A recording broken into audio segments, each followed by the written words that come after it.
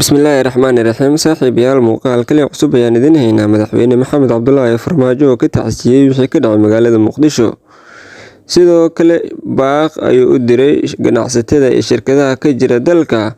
Baaqi si degdeg ay ugu soo jawaabeen madaxweyne Maxamed Cabdullaahi Farmaajo ayaa ku amaanan baaqa uu shirkadaha u diray ergeyga gaargaarka ah oo u diray shirkadaha ka jira dalka si ay u caawiyaan walaalahooda maadaama akoonka dowladda uu faaruq yahay.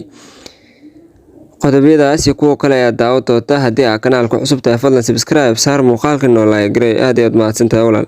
Ku bilaawe kadib musiibadii weyneed ee ka dhacday magaalada Muqdisho gaar ahaan Zoobe waxay ahayd wax aad iyo aad shacabka Soomaaliyeed u taabtay, sidoo kalena halkaasi ay shacab badan ku geeriyoodeen. Madaxweyne Maxamed Cabdullaahi Farmaajo aanan hadda xilka haynin ayaa aad uga xumaaday arrintaas, sidoo kale tacsi ayuu u soo diray walaalaha Soomaaliyeed ee Soomaaliya ku sugan iyo kuwa dibadda ku sugan. Wuxuu ka codsaday inay is caawiyaan maadaama la isku baahan yahay maanta ayna tahay maalinta kaliya ay dadka isku baxsadaan maalinta dhibaatada. Sidoo kale madaxweyne Maxamed Cabdullaahi Farmaajo ayaa ergooyin u diray ayaa la leeyahay shirkadaha Soomaaliya si ay uga qayb qaataan caawinta walaalahooda maadaama akoonka dowladda uu faaruq yahay. Dowladana ay xaaladani awoodeen in ay qarashaad siiso ama dhaawacyada in ay daweebto maadaama khasnada dowladda ay faaruq tahay. Madaxweyne Maxamed Cabdullaahi Farmaajo waagi uu joogay mar ay sidaan oo kale qaraxan camal u dhacay, dowladda waxyaabo fara badan ay ka qabatay maadaama akoonka dowladda markaasi uu hayay madaxweyne Maxamed Cabdullaahi Farmaajo uuna maamul ka ahaa.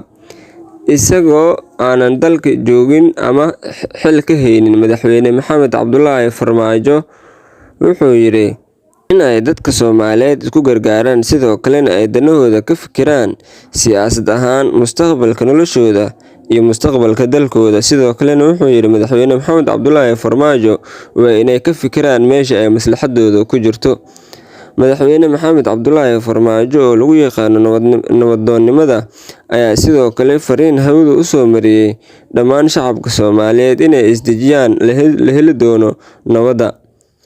Dhawaanihani ay ahayd markii qaraxyo is-xigxiga ay ka dhaceen magaalada Muqdisho, qaraxaasi oo lagu hoobtay. Sidoo kale dadka waxay isweydiinayaan lacagtii Cabdiraxmaan Cabdishakuur Warsame loo dhiibay 9 milyan ahayd ee khasnada dowladda laga bixiyay halkee ayaa la geeyay, iyadoo la wada ogyahay wax muuqdo aanan shacabka Soomaaliyeed looga qaban hadday noqon lahayd xagga abaaraha. Sidoo kale iyo dhanka dadka Soomaaliyeed ee aad u liita marxaladooduna aad ay u adag tahay.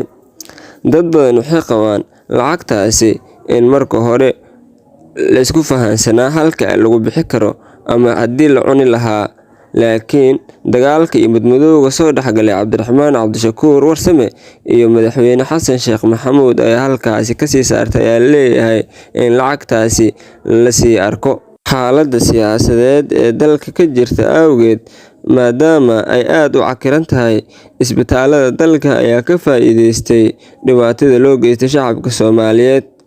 Dhalinyaro fara badan ee baraha bulshada isticmaasha gaar ahaan aaladda TikTok waxay soo wariyeen inay meeshii tageen isbitaalada ayna doonayeen inay dhiigooda sadaqeystaan kadibna lacag lagu xujeystay, iyadoo arrintaasi ay dhab u ekaan karto maadaama warqado caddeymahooda wataan baraha bulshada la soo dhigay.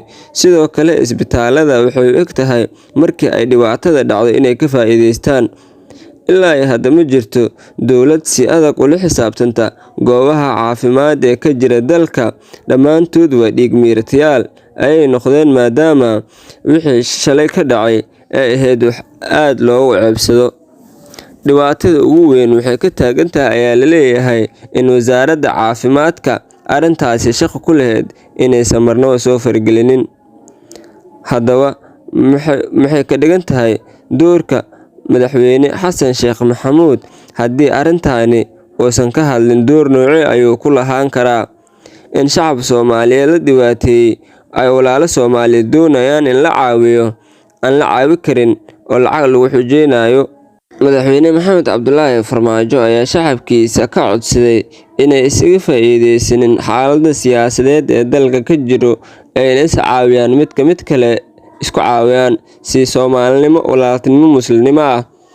Dhammaan baraha bulshada waxyaabaha aan ku arkaynay ma ahayn wax aad u fiican, inkastoo ay jiraan dad fara badan oo caawiyay dadka Soomaaliyeed ee dhibaatada ay soo gaartay, haddana intooda badan way iska indhitirayeen waxyaabihii ka dhacay. Dhiigga ayaa $29 lagu bixinayay, ama qofka bixinaya dhiigga waa inuu $29 uu bixiyaa, sida laga soo xigtay dad badan oo ka mid ah baraha bulshada iyo warqadihii caddeymahooda watay aan baraha bulshada ku aragnay. Dhammaantood waxay ahaayeen waxyaabo aanan la mahadinin, maadaama qofkani dhiiggiisa uu baxsanayo ayna ceeb weyn ku tahay isbitaalada ka jira dalka in ay sidaasi u dhaqmaan. Sidoo kale arrimahan oo dhan waxay imaanayaan xilli uusan madaxweyne ka ahayn dalka Madaxweyne Maxamed Cabdullaahi Farmaajo. Talooyin iyo tusaalooyin isaga ayuu soo dhiibayaa Madaxweyne Maxamed Cabdullaahi Farmaajo isagoo dalka aanan waxba talo ku lahayn.